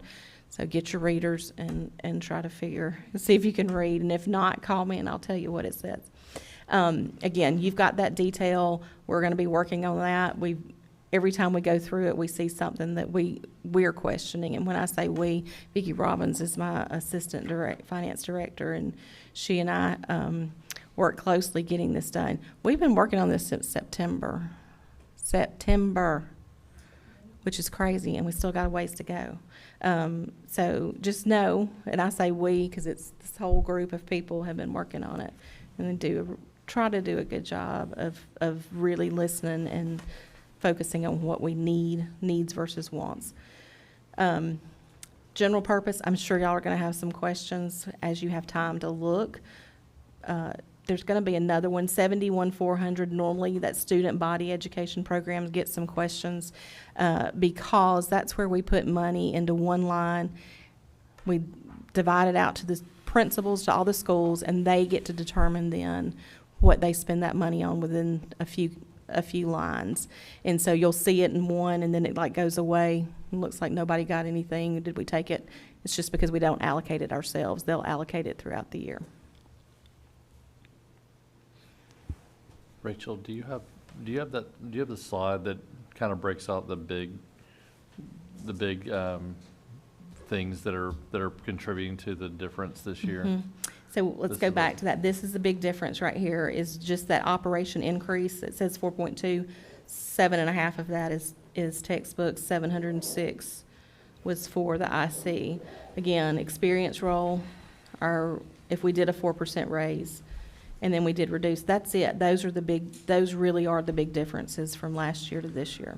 So can you, because I guess I'm not clear on the savings that you're netting in to that 4.2 million. Like because I think that Sure. I'd like to see those broken out, Okay. because I think it's important, because we're starting we're starting out with a $7.5 million ad, and then, but we're netting down to, well, 7.5 million plus the $700,000. And there were some, IC, I will right? say, yes.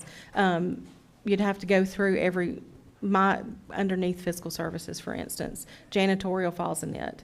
And so, our contract increases each year, so you may see a bump in there. Our insurance, building content insurance, and, liability insurance has gone up. So you'll see an increase in that. We have 24 departments, maybe it's 26 departments. 2/3 of everybody either were flat or came down. And so, yes, I can give you some more detail on that. Yeah, I mean, are we reducing, how much of it was? Payroll itself. How much of it was staffing where we eliminated unfilled positions? Unfilled positions is going to be probably half of that, Okay. about half. The other parts were we use whenever we're estimating each year. We don't know what the actual retirement rates are going to be. They normally don't come until April or May when we're already past that. And so we were able to go in and make some actual adjustments to that. Social Security, Medicare, we're always looking to see who has pre-tax deductions and can adjust to Social Security and Medicare. So when we see, based off of the payroll that's been run so far this year, that there's a reduction, and we can see that it's a trend, then we'll go ahead and make those adjustments. And so some of that is in that too. So I guess I want to make sure as we're talking about, because I know on your cover page, the guidance was, hey, include a 4% reduction, but also reduce operations by 5%. And from my perspective, like, I'd rather us start with the revised budget I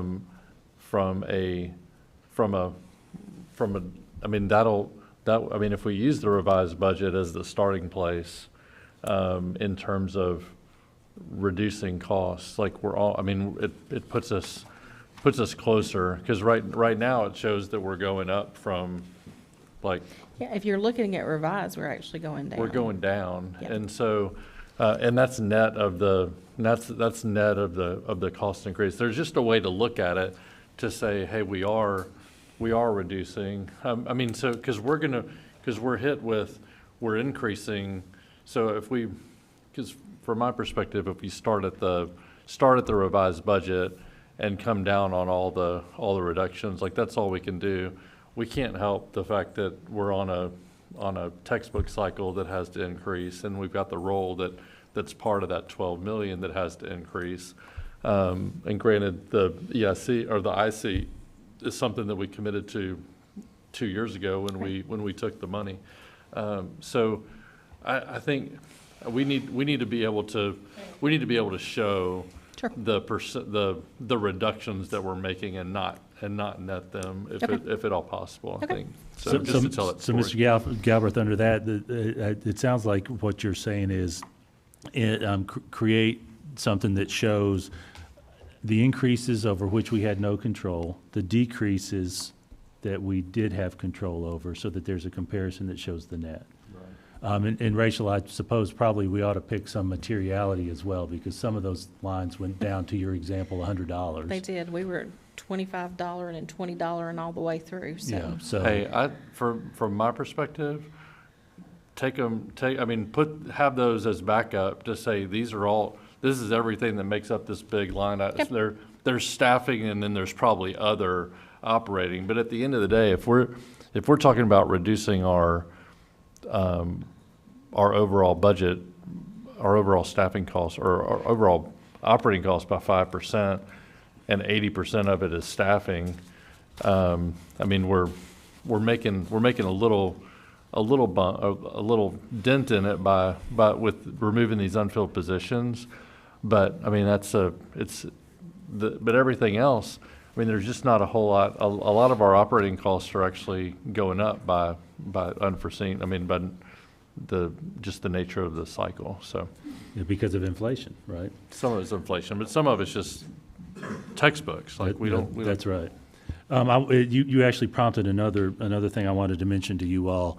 You heard Rachel mention that Mayor Anderson put in his parameters for his departments a 5% reduction in operations. Our work predates him mentioning that on Monday to his departments. We looked at it along the lines of drilling down on each one. What are your needs? And that's the result. And we actually looked at last year's expenditures. What did you really spend? We worked through all those details. And that led to the example that Rachel gave you of blank number of departments being flat or reducing. So I wanted to make sure I was clear that parameter he gave was for his departments. And their practice has historically been fund the schools with a pay raise the way they fund county government. I felt like it was important for you to know, we haven't looked at it per se of we're cutting everybody by 5%, but our net result was a substantial cut.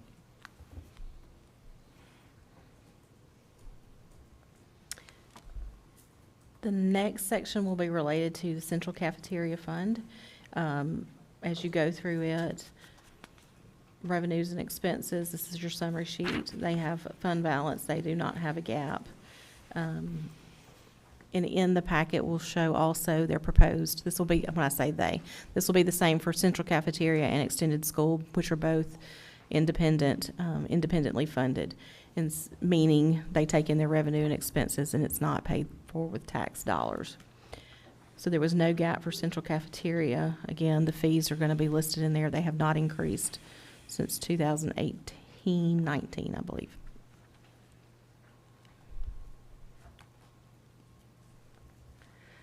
Extended School Program is the next self-funded group, and there were just a few modifications, mostly to late registrations on their fees, but again, they also have fund balance that they can adequately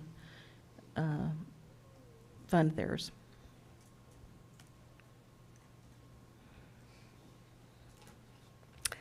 Last in the packet itself is our annual capital requests. And we get lots of confusion between five-year capital, annual capital, and operations as to whether or not we're asking for the same things over and over, and we are not.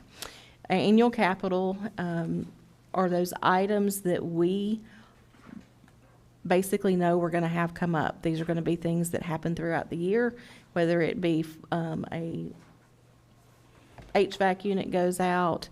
Five-year capital, we can say we pretty much know we're probably got one that's 20 years old, it's coming time. Annual capital, those things that come up, happens. Just like your house, things happen. We've got 52 schools and there's a lot of things happening. Also included in that, as you can see, are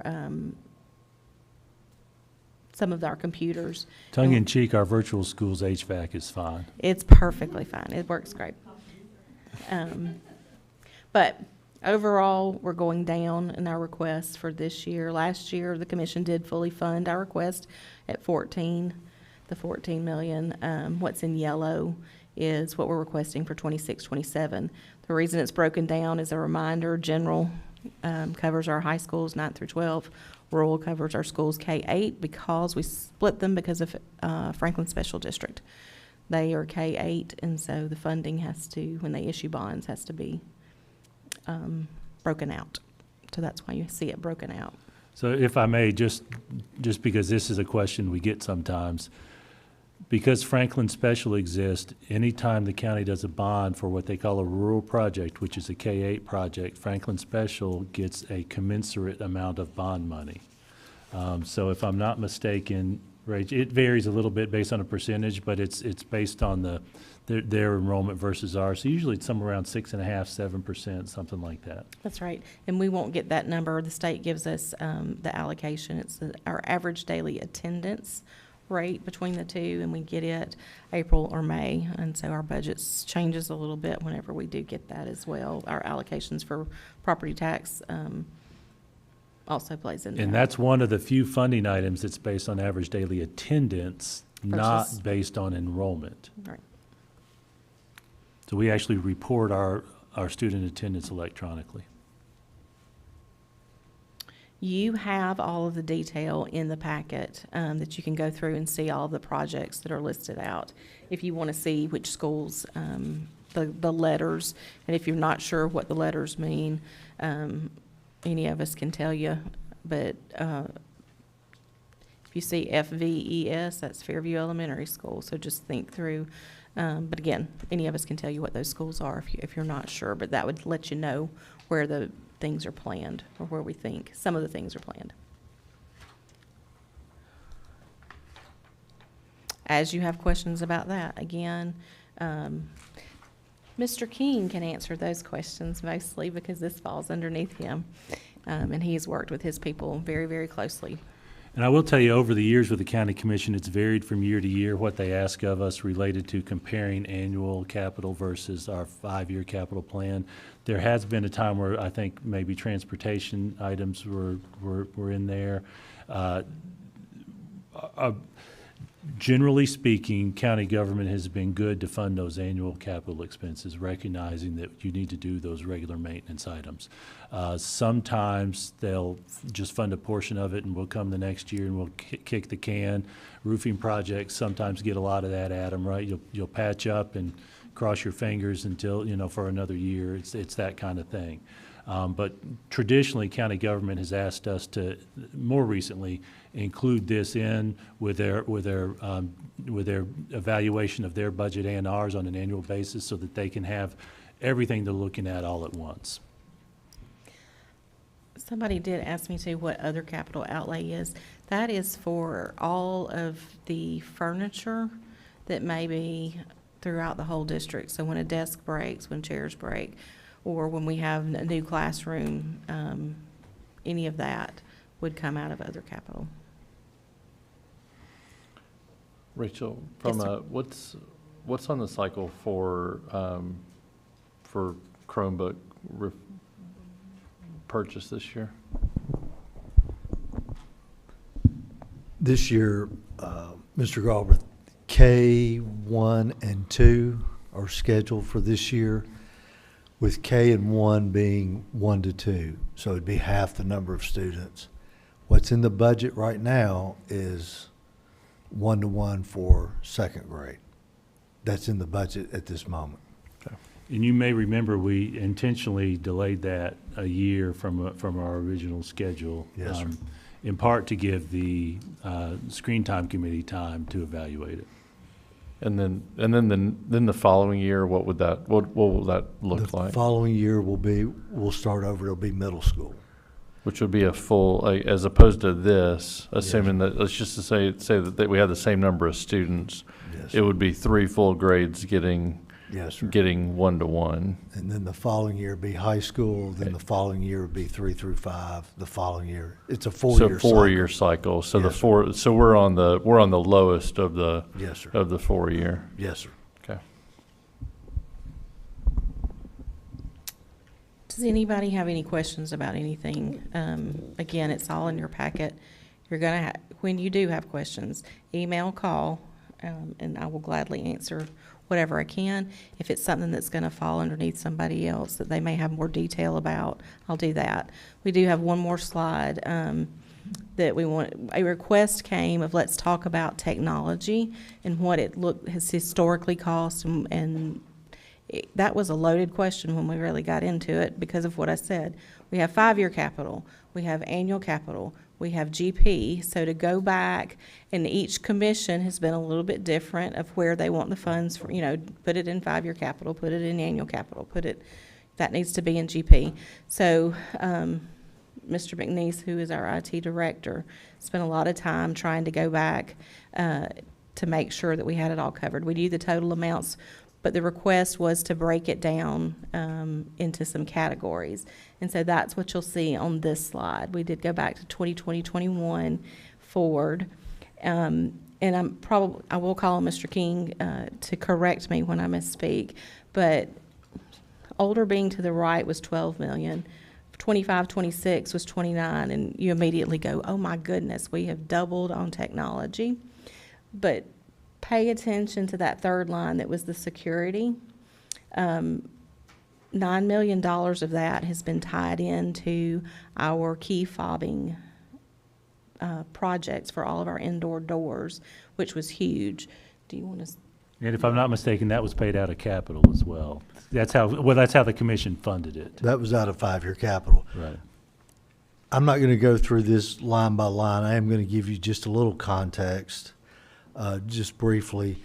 The personnel, that increase is basically just raises. We have added 1 employee in the IT department, and that was for our 2 additional schools. The next one's just general price increase, adding schools. Ms. Farmer mentioned the security that has really gone up if you look at year 1. If you go to the next line, that one, to put context in this, if you look at 2021, we spent 1.2. Last year, we spent 6.7. That number does not steadily go up, though. That is refresh of our laptops. And as you can see, in 23-24, because we were cutting budget, we actually skipped a year of refresh. We had to do it this year because of Windows 11, so that number really spiked this year. But next year, that number is going to drop back down. And Brian, that row is actually faculty and staff. Is that correct? Yes, sir. That is faculty and staff laptops for, yes, sir. Thank you for mentioning that. So that is not a line that consistently goes, it's not like a straight line up. It's going to fluctuate based on what models we have to replace. Last year, or the year that we end, just happened to be a really big year, compounded by Windows 11, compounded by the fact 23-24, we didn't replace any. And the last line you'll see is Chromebooks. And I know there's been some question about budget implications, especially with K1. If we eliminated Chromebooks in K1 completely, that would save roughly about $1.3 million every 4 years. But I'd be glad to answer any specific questions if you have them. And this is going to be attached to your slide deck too that Lydia's posting. I have one question unrelated to this. I know we had a board member ask for this detail for everything that is technology related, including personnel. Did we also have a board member request related to our PCR, some longitudinal information related to that? Some historical data, and again, I've gotten into it, and now I'm all excited because it's so much fun, but I want to do it, and I want to do it right. I didn't want to have, once I had it together, I was like, oh, I need to add another column for this, because that would help and that would make sense. And so hopefully next week I'll be emailing y'all. It'll just give me a couple more days to be able to flesh that out and give you what I feel like would be a better product than trying to give something to you tonight. I have a quick question. So at the top of this, it says technology, general purpose, annual capital, 5-year capital. So how do we differentiate what bucket it's coming from in this chart? This chart doesn't. Okay. This chart does not. As she mentioned earlier, Mr. McNeese had to go back and dig through records because 1 year, it would be based on our budget in the county commission. We might have started with Chromebooks in general, but to reduce our GP budget, they may have asked us to push it to annual capital or 5-year capital. It may have been a combination of both. There was a lot of digging to find where that money came from for each line. Okay. Thank you. So something I have is, I know some businesses do like refresh cycles of 25%, 25%, 25%, so that the technology budget doesn't fluctuate as much between 1 year or another. And with a district this large, I mean, I know you want to buy it by grade bands, but have we ever looked at potentially only replacing like 25% or like the devices that are broken? Because I mean, I think my son got a new one, but his was still fine, the old one he had, Yeah. And I just wonder if we've looked into that And if we do buy, let's say we buy devices for 6, 8, like what does happen to the devices that are still functioning well? Do we surplus them, or like what happens to that? But it might, like I said, it would help reduce so that it's not so up and down. So. Correct. Well, the Chromebooks typically are better as far as not going up and down now that we're in it. The reason those numbers are so different at the beginning, and I didn't get into this, is when we first started with Chromebooks, we were actually on a lease. So some of that low numbers, like the 2.9 million, that was a lease number. Then you get into the 7 million where it's some lease, some purchase, because the state wouldn't let us lease anymore, so it spiked that year. So the Chromebook number is pretty flat. Now, I'll say this, the Chromebooks that we have now are way past 4 years. We put them on a 4-year cycle because that's pretty much the recommended standard for Chromebooks. But if they're in good shape and we can get another year out of them, we absolutely will do that. We're not going to replace good working Chromebooks, but for our plan and industry standard, that's what we do. And we do the same thing with laptops for our teachers, which is, again, why we stretched it in that 23, 24 year. We just skipped a year of replacing certain models. And then, Brian, when you make the purchase, you actually might purchase fewer units based on your evaluation of Yes, which sir. ones work. Yes, sir. So we And do take that into consideration. Dr. Johnson, you mentioned your son's example. Another thing I know from my experience with the work that you all do is sometimes there's software issues, you know, with updates that can impact that as well. Correct. Yes, sir. Maybe not, that's probably not as quite as often as the hardware issues. It happened. It happened this year with Windows 11. That Yeah. was a biggie for us. Well, and Brian, if I may, you also keep a fair number of surplus for replacements and repairs and all that kind of Yes, stuff, right? So when Yes, everything that was physically viable. And you that's keep- kind of you what keep- we've done over the years. That's what's kept us from buying them in that 4-year cycle. When we replaced the middle school, we would take the ones that were working really well, that weren't beat up, that didn't have broken, and we'd use that for the elementaries to be replacements to kind of continue it that way. So we always look at stuff like that, any way we can save money. But again, for the purpose of budget, we put it on a 4-year cycle.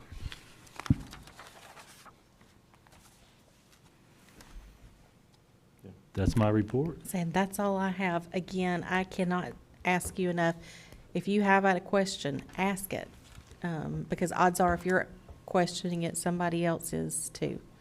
So do not hesitate to call or email. I'm going to give one caveat to that. When you drill into the detail that starts on page 14 or so and goes for about 30 pages, Rachel made sure to include those notes. That's a good driver for you to see substantial changes. The only other thing I do want to say is the county, normally within that book, I can give you an idea of when the Budget and Education Committee meetings are going to be, or when they think we're going to vote on the budget. They're still trying to get that finalized as to where they're going to meet and the times. And so Jamie's hoping to get that to me tomorrow. And I'll go ahead and let y'all know those dates when I know them, so you can have them. But then they'll be in your budget packet for next month as well. They have an expectation from the comptroller to pass a budget by the end of June. But Bobby, if I'm not mistaken, there are fail-safe mechanisms in place in case the county doesn't do that. That is correct. If a budget is not adopted by July 1st, what happens is we just continue the budget that we had the previous year. So whatever the budget was for July of last year, it'll be the budget for this July. And that's really the reason why the comptrollers come down and said we need to start doing it before July 1. If the county commission does not approve the budget by July 31st, then what happens is that if there's a discrepancy between the school budget and the county commission operating budget, whatever the budget committee recommended is the one that gets adopted by law automatically. So if that would happen, say the school budget comes back at 580, the budget committee passes one that says 560, the 560 is the one that's going to be applicable by law if we cannot come to an agreement. So we have the power of convincing, we don't have the power of requiring, because we don't hold the purse strings. We That's do a- have, That's an oversimplification, but that's, we do have to have our budget to the county commission by April 1st. Last year, the first meeting between the Education and Budget Committee happened the last week of March. And so that, as soon as we could get it passed, they were ready to go. And they've already asked me when our March board meeting is going to be, so my assumption is they're looking at the end of March as well to hear our first go around with them. So if I may, board members, so be thinking about, so any questions that you have for Rachel, if you could preferably email Rachel and Jason alone. So they'll process that. And I know the tendency is, well, if I email everybody, it might, I was like, just email Jason and Rachel. Rachel will come back and she'll provide the answer to everybody. And she'll do that as real time as she'll do it in line. So she'll see your question, everybody will see your question and then her answer. And she's great about that.